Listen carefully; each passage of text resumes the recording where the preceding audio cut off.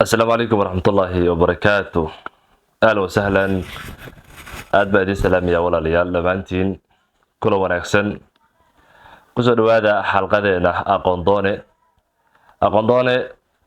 waa mid ka mid ah boodkastiyada halkan aan idinkula sheergareeyo waxaana badanaa aan xoog ku saaraa waxyaabaha la xidhiidha dhanka waxbarashada anigoo mar walba soo qaadanaya mowduuc ku saabsan arrimaha waxbarashada educationka hadba intii aan khibradda ama aqoonta aan u leeyahay ee aan kusoo guda jiray mihnadan baranimada si gaar ah boodkastigan waxa aan ku sheergaraynaa waxyaabaha la xiriira baranimada iyo sidaasoo kale ardaynimada xalqadihii tan ka horeysay waxa aan isla soo sheergaraynay mowduucyo ay ka mid ahaayeen siyaabaha uu qofku ku noqon karo bara wanaagsan iyo sidaasoo kale qiimaha ay leedahay baranimadu sidaasoo kale waxaan isla soo qaada dhignay hababka ama siyaabaha uu qofka baraha ahi uu ku heli karo ixtiraamka ardayda sidaasoo kale waxaan isla soo qaada dhignay waxyaabaha keena in baruhu uu waayo ixtiraamka ardayda uu waxbarayo ugu horeyn waxaan rabaa inaan u mahad celiyo barayaasha iyo kaadiriinta halkan ku xiran ee mar walba talooyinka iyo mahadcelinta halka ay ugu soo sheergareeya taxanahan ujeedada ugu weyn aan u bilaabo waxay ahayd wixii aan baranimada aan khibrad ama aqoon aan u leeyahay intii yareed aan ku soo jiray inaan markaasi barayaasha aan uga faa'iideeyo haddii aad horay ugu xirnay taxanaha aad baan kaaga mahad celinayaa mar walba fikirkaada iyo taladaada waad ila soo sheergarayn kartaa sidaasoo kale waxaan rabaa inaan u mahad celiyo barayaasha aan horay kanaalka ugu xirnayn ee hadda ku cusub inay ayaguna ku soo biiraan waxaan rajaynayaa inay aqoon iyo cilmi fara badan ay ka horarsan doonaan haddii ilaahay uu yidhaahdo xalqadan waxaan rabaa inaan kula sheergareeyo 8 dareen ee aasaaska u ah waxbarashada gabdhaha gabdhuhu waa lafdhabarka bulshada mar walba oo gabdhaha aan si fiican u barno waa mar walba oo bulshadeena aynu kor u qaadayno sidaas darteeda waxbarashada gabdhuhu aad bay muhiim noogu tahay kaalin aad u weyn ayay nolosheena ku leedahay sidaas darteeda ka baranimo ahaan waa inaan xoogga saarnaa mar walba nidaamka ama habka aynu wax u barayno hablaha sababtoo ah hal gabar oo aad waxbartaahi waa bulsho aad markaasi wax barayso guusha gabadhu ma aha mid nafteeda oo keliya horseeda laakiin bulshadoo dhan ayay guul u tahay muuqaalkan waxaan kugula sheegaraynayaa 8 dareen ee asaaska u ah waxbarashada gabadha 8dan waa 8 inta aan gabar wax soo barayay aan isleeyahay haddii qofka baraha ahi uu baranimadiisa uu xooga ku saaro waxa ay kaalin muhiim ah ka ciyaari doontaa baranimadiisa 8dan waa 8 runtii basic u ah marka gabdhaha la joogo oo qofka baraha ahi haddii uu ku sifoobo ama baranimadiisa laga helo marka uu hablaha waxbarayo waxa uu soo saaraa gabdho aad u wanaagsan gabdho aqoontooda iyo kalsoonidooda aad u sareyso 8dan dareen ma aha inay wiilashu aysan iyaguna u baahnayn laakiin wiilashu intay u baahan yihiin in ka badan ayay gabdhuhu u baahan yihiin marka laga hadlayo 8dan dareen ma aha inaysan wiilashu ayaguna u baahnayn laakiin baahida wiilashu ay u qabaan 8dan dareen in ka badan ayay gabdhuhu u qabaan oo gabadha ay 8dani si gaar ah ay xoog u saarayaan wiilashu ayaguna sidaasoo kale waxay leeyihiin dareemo ka duwan tan hablaha muuqaalka xiga ayaan iskula soo sheergaraynaynaa 8 dareen ee furaha u ah waxbarashada wiilasha ee marka baruhu uu ku dhaqaaqo horseedaysa in wiilasha markaasi uu si fiican wax u baro 8dan dareen barayaashu badana ma bixiyaan hadday bixiyaanna waxay u badan yihiin dugsiga hoose iyo dugsiga dhexe dugsi sare ilaa heer jaamacad barayaasha dhigaahay aad uma bixiyaan 8dan dareen ma garanayo sababta keenaysa laakiin sideedan dareen hablaha dugsiga sare iyo heerka jaamacadda aad bay ugu baahan yihiin in ka badan dugsiga dhexe iyo dugsiga hoose hablaha jooga ama wax ka baranayo. furaha koowaad waa faham.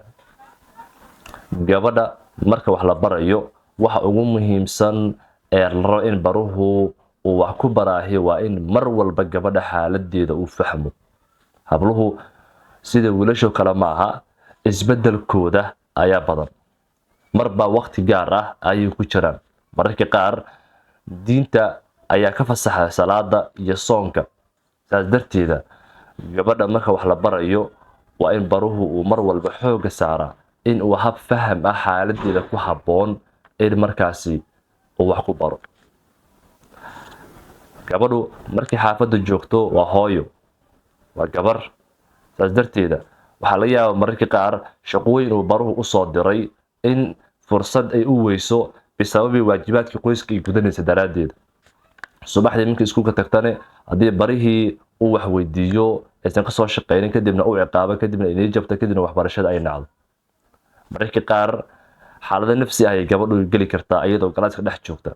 marka gabar wax la barayo waxa muhiima waxay tahay baraha ama qofka markaas wax barayahay inuu gabadha ku baro hab faham ah. maalin baan galaas soo galay. galaaskaasi wuxuu ka mid ahaa galaasyada aan ugu jecel lahay markaas iskuulka wax ka dhigayay. marka xiisadii lixaad bay ahayd. galaas form 3 uu ahaa. marka galaaska markaan soo galay waxaan soo galay gabdhihii dhan oo miiska madaxa u saaran yahay. miiska madaxa u saaran yahay gebigoodaba. marka xiisadii baan bilaabi rabay laakiin waxaan dareemay in waqti xiisada lagu dhigayo aysan xaadir ahayn. marka waxaan go'aan ku gaaray markaa in shaqooyin kale oo aan cashir aan ahayn aan markaasi xiisada ku maanij gareeyo. markay xiisada dhammaatay bayaan gabdhaha qaarkood ii mahad celiyeen ay yidhaahdeen macalin xaalado nafsi ah jira maanta. marka baraha waxaa la rabaa marka wax baraysid adoo mararka qaar cashir soo qorsheeyay inaad xaaladda markaas galaaska markaas soo gasho inaad fahmi kartaa la rabaa. haddii marka baruhu uusan gabadha fahmin xaaladeeda ama xaaladda markaas ay ku jirto go'aanka ku habboon uusan qaadanin markaasi mushkilad baa meesha imaata. dareenka labaad ee buddhiga u ah waxbarashada gabadha waa ixtiraam.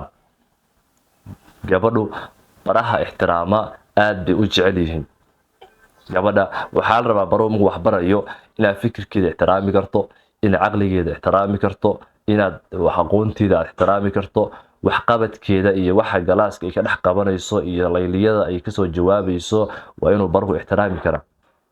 haddii uusan baruhu wax ixtiraama gabadha uusan siinaynin markaasi waxba lama bari karo. gabdhuhuna baraha bila ixtiraamka ah way ka cararaan, way ka didaan. marka ma qurux badna. marka aad gabar wax barayso waxaad xooga saartaa mar walba inaad gabadha ixtiraamto. waxaasi ha yaraadaan ama ha badnaadaan mar walba ixtiraam muuji.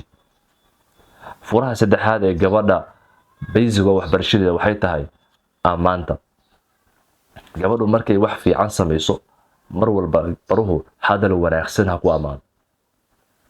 su'aalada u dirtay su'aalihii ka soo shaqaysa. xiisadii baa tiri soo xaadir, way soo xaadirtay. waajibaad cashirkii ka baxsan baad dirtay, way soo qabatay.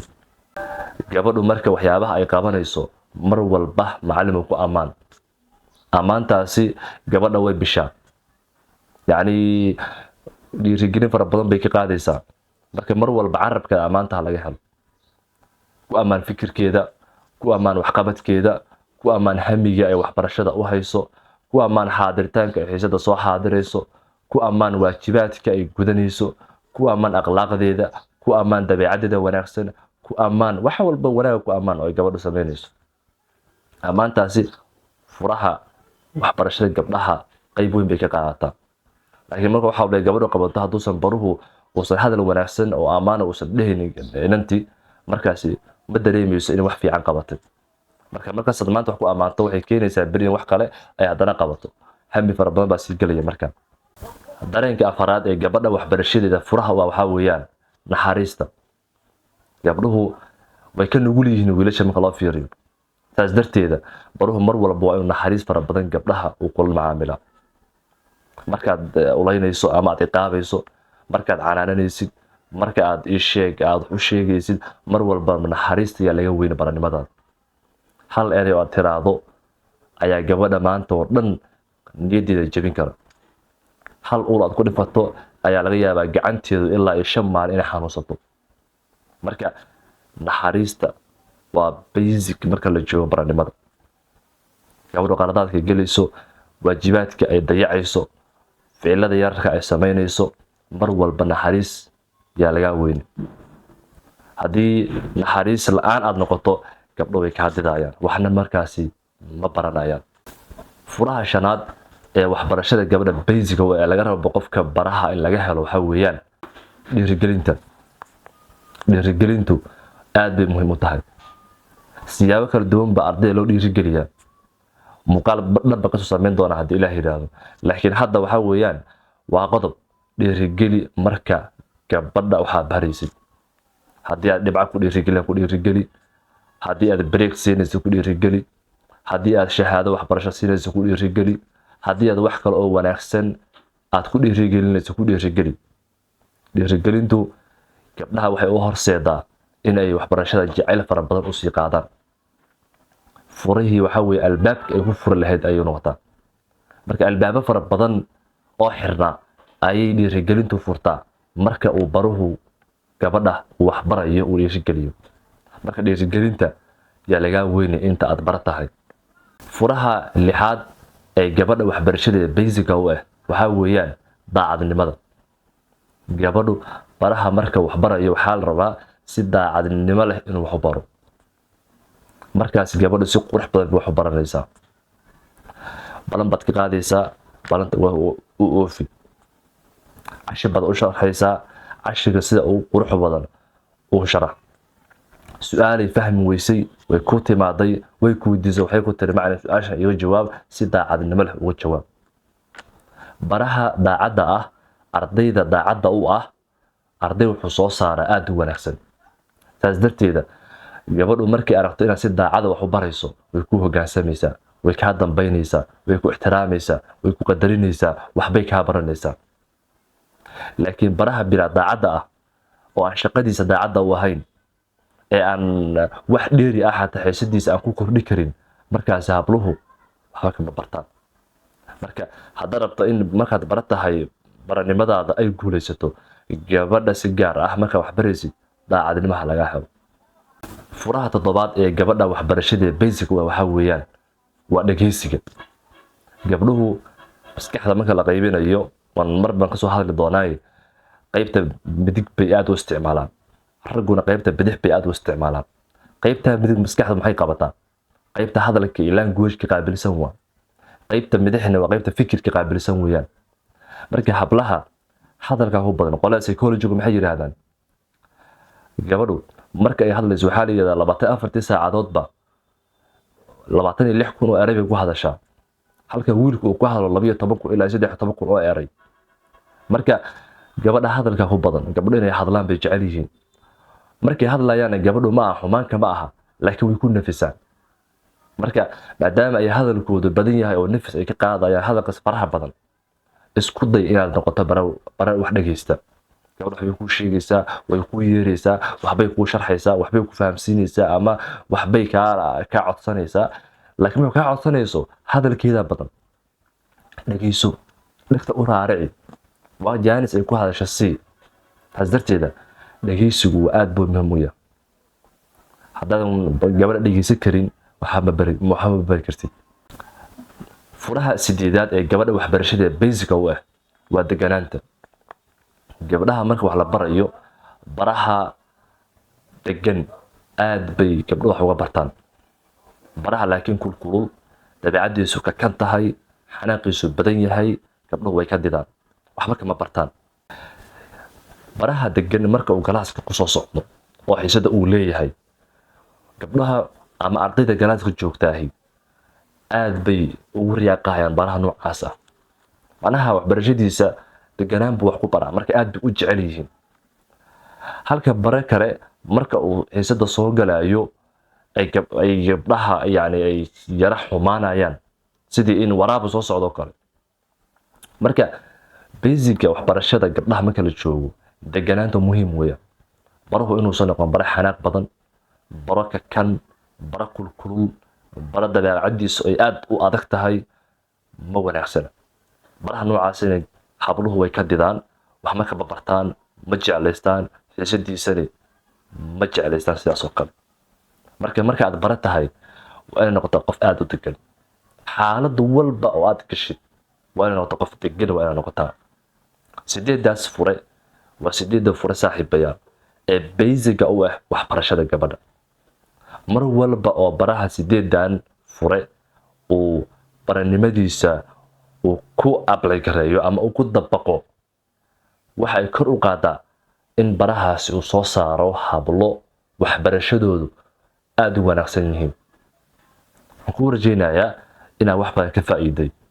muuqaalka kaga xiga insha Allah waxaan kugula sheegareyn doonaa furayaasha basiga u ah waxbarashada wiilasha haddii Ilaahay yiraahdo. aad baa idin salaamaya. muuqaalka si sheer galay kanaalka ku soo bir insha Allah. Assalaamu calaykum waraxmatullaahi wabarakaatuh.